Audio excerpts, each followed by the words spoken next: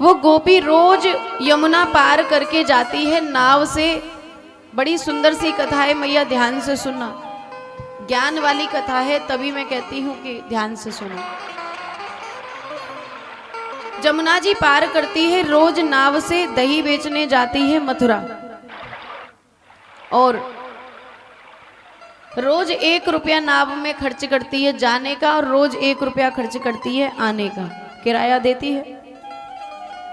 गोपी के मन में भाव था कि कभी मेरा ऐसा मन हो, ऐसी कृपा हो ठाकुर जी की, तो मैं भी कथा कराऊं अपने घर में। तो कथा करा तो न पाई, लेकिन उसको कथा सुनने को मिल गई। कैसे मिल गई? कि जहां जमुना जी के किनारे से वो बेचने के लिए जाती थी, उसी यमुना के किनारे पर बहुत सुंदर पंडाल लगा हुआ था। देखा, रोज वहां कथा होती है। तो गोपी जब दही बेच करके आती तो घर जाने से पहले थोड़ी देर कथा श्रवण करके फिर घर जाती। तो आज व्यास जी ने सुनाया कथा में,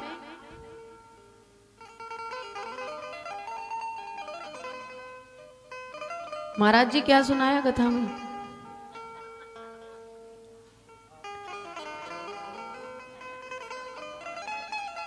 जी कथा महाराज जी की है, जय मारे पूछ रही हूं। तो व्यास जी कथा में कह रहे थे कि हरि नाम से भव से पार हो जाते हैं। ध्यान से सुनना मैया, रोज मैंने आपको बताया था पहले दिन ही कि एक कथा में से एक बात को पल्ले में बांध ले जाओ तो 7 दिन में 7 बात हो गई, तो बहुत कुछ जीवन सुधर जाएगा उन 7 बातों को ले लेने से। अब गोपी ने आज की कथा में से ये एक बात पल्ले में गांठ बांध ली कि व्यास जी ने कहा है कि हरि नाम लेने से भव से पार हो जाते हैं। अब तो गोपी बोली कि जब हम भव से पार हो सकते हैं हरि नाम से, तो यमुना पार क्यों नहीं हो सकते? अगले दिन गोपी जब दही बेचने के लिए गई, देखो गोपियां आ गई दही बेचने। बुल ब्रज की बालाओं की जय। सारी बैठ जाओ, यहाँ चुपचाप बैठ जाओ, बात नहीं करना।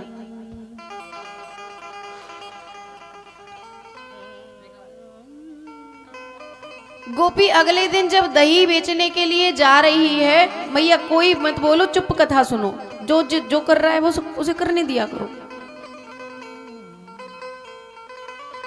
आज जिस नाव वाले को गोपी बुलाती थी, आज उस नाव वाले को गोपी बुलाती नहीं है।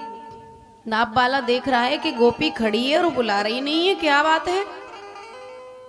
अब तो गोपी ने आंख बंद करी,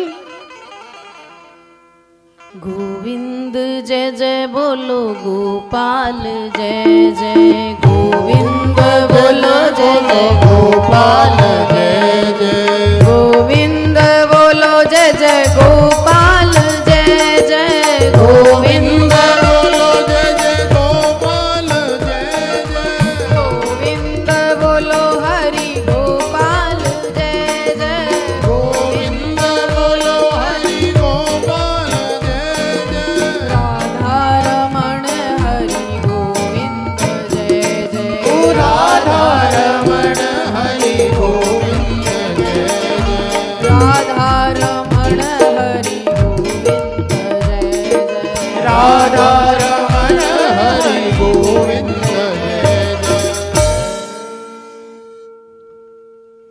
गोविंद जय जय, गोपाल जय जय कहते हुए पानी पर गोपी ऐसे चलने लगी जैसे कि मान लो वो धरती पर चल रही हो।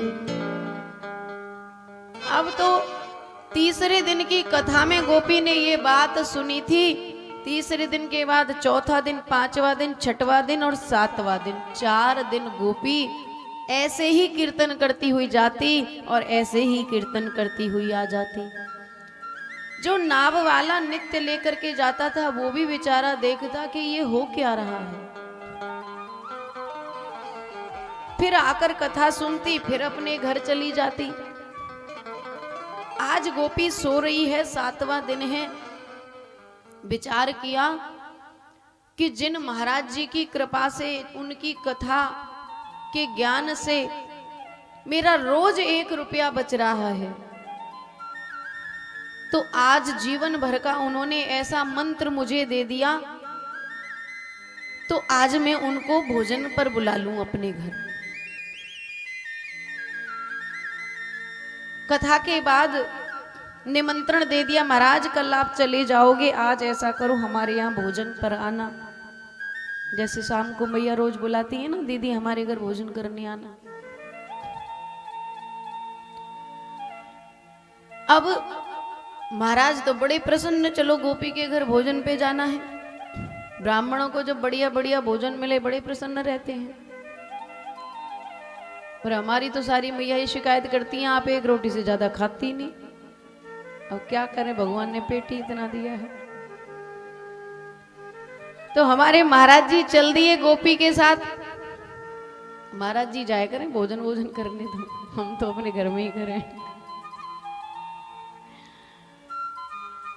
अब गोपी ने कहा कि महाराज चलो। अब गोपी ने तो अपना रोज का नियम शुरू किया, क्योंकि मंत्र तो महाराज से ही लिया था। क्या शुरू किया? गोविंद जय जय हरि गोपाल जय जय, गोविंद जय जय हरि गोपाल जय जय, गोविंद जय जय हरि गोपाल जय जय, गोविंद जय जय हरि गोपाल जय जय, राधा रमण हरि गोविंद जय जय, राधा रमण हरि गोविंद जय जय। अब गोपी हो गई जमुना पार। गोपी ने मुड़ करके देखा कि महाराज तो उसी किनारे पे खड़े हैं।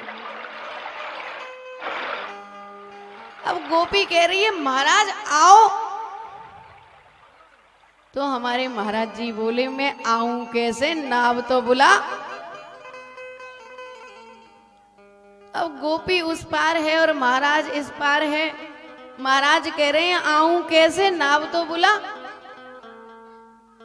गोपी बोली महाराज आपने ही तो बताया था कि नाम से भव से पार हो जाते हैं, और आप ही बताने वाले और आप ही मुझसे कह रहे हो कि आ जाओ।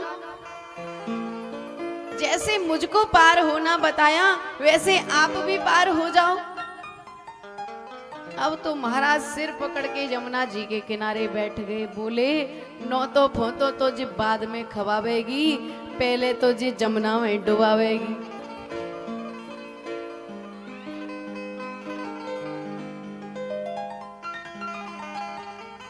कथा के समय मुझसे बात मत कराया करो, आप स्वयं अपने इन बातों को स्वयं समेटा करो, मेरे रस में भंग मत करने दिया करो भाई। बोलिए श्री हरि भगवान की।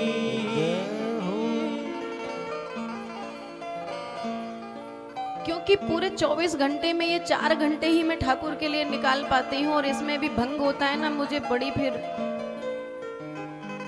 हरीश्वर। अब तो महाराज गोपी फिर से उधर से कीर्तन करती हुई इस पार आती है, और आकर के महाराज से कहती है कि महाराज आपने मुझे उस दिन ये बताया था कि हरि नाम से भव से पार हो जाते हैं, तो आप डर क्यों रहे हो? क्या आप जमुना पार नहीं कर सकते? मैं तो उस दिन से रोज जमुना पार कर रही हूँ। अब तो महाराज डर रहे हैं। बोले मेरे तो घर में पीछे बीवी बच्चे सब परिवार है, और ये गोपी तो मुझे जिमाने ले जा रही है कि जमुना में डुबावे ले जा रही है। हे भगवान आज कहाँ फंस गए हो? गोपी ने कहा कि महाराज आपको डर लग रहा है तो आप मेरा पल्लू पकड़ लो। भक्तों का पल्लू पकड़ने से भी पार हो जाते हैं। तो गोपी तो भोली थी, भगत नहीं मानती थी अपने आप को, लेकिन फिर भी कहा कि अगर आपको डर लग रहा है तो आप ऐसा करो मेरा पल्लू पकड़ लो। अब डरते डरते हमारे महाराज जी ने गोपी का पल्लू तो पकड़ लिया, पर यमुना मैया के जल में पैर रखने से बड़ा डर लग रहा है।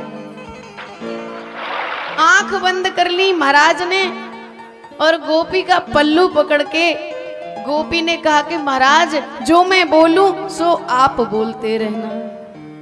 गोविंद जय जय हरि गोपाल जय जय गोविंद जय जय हरि गोपाल जय जय गोविंद जय जय हरि गोपाल गोविंद जय जय हरि गोपाल जय जय गोविंद जय जय हरि गोपाल जय जय गोविंद जय जय हरि गोपाल जय जय गोविंद जय जय हरि गोपाल जय जय गोविंद जय जय हरि गोपाल जय जय राधा रमण हरि गोविंद जय जय राधा रमण हरि गोविंद जय जय राधा रमण हरि गोविंद जय जय राधा रमण हरि गोविंद जय जय राधा रमण हरि गोविंद जय जय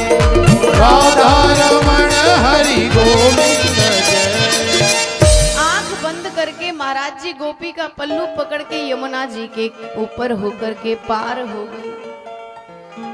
फिर गोपी ने कहा, देखा मुड़ करके कि महाराज जी ने आंखें बंद कर रखी हैं और पल्लू को बड़े कस के पकड़ रखा है कि अगर डूबूं तो गोपी को लेके डूबूं, पर कहीं डूबने वाले थे। तब कहा, गोपी ने पल्लू छुड़ाया और कहा महाराज आंख तो खोलो। आंख खोली और आंख खोल करके देखा तो यमुना से पार हो गए। और पार होकर के जब उस गोपी की ओर देखा तो उस गोपी के अंदर साक्षात नारायण का दर्शन हुआ, क्योंकि भक्त के भीतर ही भगवान विराजमान होते हैं। इस कथा से हमें प्रेरणा मिलती है कि विश्वास दृढ़ हो तो हरि नाम के सहारे सब कुछ पा सकते हो। और भव सागर तो क्या, इस संसार सागर से हरि नाम लेते लेते पार हो सकते हो। तभी कहते हैं कि ग्रस्त में रह करके भजन करना बहुत सरल होता है। एक